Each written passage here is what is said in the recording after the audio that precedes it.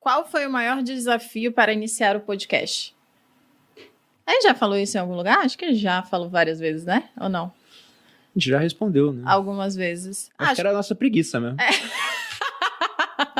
A gente já contou a história que a gente comprou tudo, ficou 1 ano lá em casa, os microfones, os roteadores, os negócios todos, os fios todos, e a gente não fazia nada. Então, era falta de tempo e... Não era falta de tempo, Era preguiça. Era a otimização do que... A gente tinha que decidir começar e a gente tava enrolando. Aí, quando falaram, então vamos ter um podcast aqui no Grupo Primo, aí... Tinha tudo pronto, a gente só veio, sentou e fez, daí deu certo. Mas era isso, era preguiça. Eu lembro que a gente viu o Primocast fazendo muito sucesso. Aí eu mandei mensagem pro Kaique, porque eu fui o convidado que foi mais vezes no Primocast. Por isso eles são um sucesso, antes de passagem. Mas eu fui mais vezes no Primocast. Aí eu vi aquilo crescendo pra caramba, daí eu falei, cara, tem que fazer um igual, né? E a equipe do Thiago, na época, o Primo Rico, eram 5 pessoas, era uma equipe bem pequena. Eu falei, poxa, com pouca equipe ele faz muita coisa, precisamos criar um podcast. Mas eu tinha muita cabeça, e a Malu também, de o que a gente pode fazer. Hoje a nossa cabeça mudou. A pergunta que a gente faz quando esbarra com um problema não é mais o que a gente pode fazer. Quem pode me ajudar a resolver esse problema? Exatamente. E aí as coisas acontecem muito mais rápido, porque são mais mãos e são mais cabeças. E geralmente acontecem de forma melhor também, porque a gente contrata alguém especializado, a gente chama alguém para fazer aquilo com a gente que tem algum tipo de know-how no tema, no assunto, naquela coisa, e isso funciona, economiza tempo, dinheiro, muitas vezes. Muitas vezes. E também economiza a nossa mão de obra também, né? Que não é qualificada. Não, e é limitada também. Se você faz uma coisa, você deixa de fazer outra. Mas na época, eu mandei mensagem pro Kaique e falei, Kaique, me fala o que eu tenho que comprar. Aí o Kaique pacientemente me mandou a lista do equipamento. Comprei tudo, chegou lá em casa e eu deixei num canto. Falando, depois eu começo. Passou mais de 1 ano, entrei aqui no Grupo Primo, e aí o Thiago falou, cara, tem que criar um podcast. Eu falei, eu tenho material lá em casa pra isso. Inclusive eu doei o material pro Grupo Primo.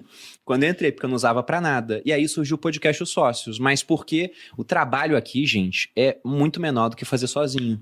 A gente chega, senta numa mesa, já tem o John pra iniciar o podcast, assim que acaba já vai subir pro Spotify, aí o Rael vai lá, faz os cortes, coloca no YouTube... Pauta, a gente faz o post, o Eduardo e a Estela trabalham em cima dele, separam as perguntas mais interessantes.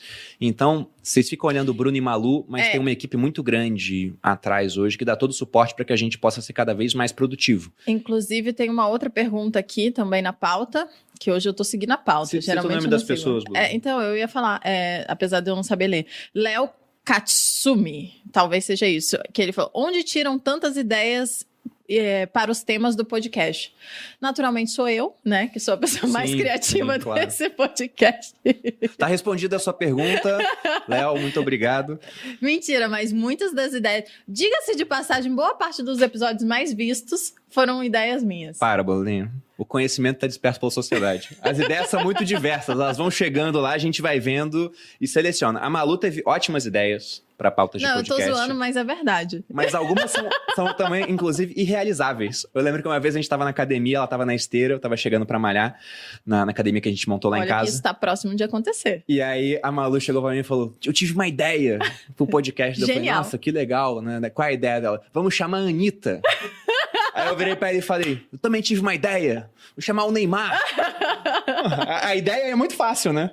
Ninguém nunca pensou em chamar a Anitta pra um podcast, né? Nunca pensamos. Não, vai que a gente consegue um dia. Inclusive, a Anitta, caso essa mensagem chegue até você, você está convidada pro podcast Aos Sócios, quando você quiser, a gente senta aqui e manda Neymar também, já que estamos fazendo isso. Já que a gente tá Michael Jordan, né?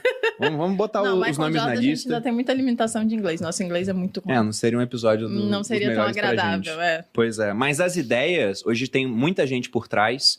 E também tem outro ponto. Nós não temos vergonha de copiar quem tá fazendo certo. Então, se, por exemplo, eu olho lá que o Joel fez um episódio muito bom sobre um livro específico. Eu já sei que mais pra frente, não vou lançar na semana seguinte, não tem cabimento, mas mais pra frente eu posso fazer um episódio com aquela mesma pegada. Mesma coisa quando o Thiago faz um podcast, ou o pessoal de fora do Grupo Primo também, né? O Caio Carneiro lá do podcast, acabou de passar aqui, inclusive.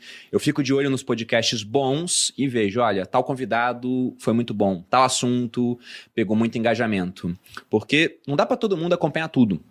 Muita gente, inclusive, só acompanha 1, 2 podcasts, acompanha só a gente, por exemplo. Então, eu acho que é muito interessante a gente ver o que dá certo nos outros para trazer para cá, para poder oferecer para vocês. E, naturalmente, vai ser um episódio diferente, porque mais que seja o mesmo tema, às vezes até o mesmo convidado, como os entrevistadores, entre aspas, são pessoas diferentes, a conversa vai ser diferente no final das contas, o contexto pode estar diferente, mas as ideias surgem assim, de maneira bem diversa.